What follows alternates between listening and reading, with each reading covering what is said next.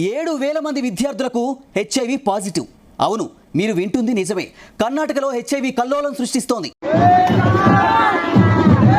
దేవుని ఆలయాన్ని మనుషులు చెడు వ్యసనాల బారిన పడి భయంకరమైన క్యాన్సర్ లాంటి జబ్బులు తెచ్చుకొని దేహాన్ని, దేవుని ఆలయాన్ని పాడు చేస్తున్నారు.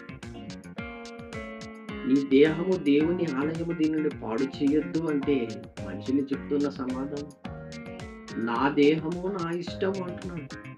నా దేహము నువ్వు అంటున్నావు, నీవేమైనా చేసుకున్నావా? నీ తల్లిదండ్రులు ఏమైనా నీకు చేసిచ్చారు? డాక్టర్ల వలన ఏమైనా నీకు ఈ దేహం వచ్చిందా? కాదే. నీ దేహము దేవుని వలన నీకు అనుగ్రహింపబడింది. దేవుడే నీ దేహాన్ని చేశాడు.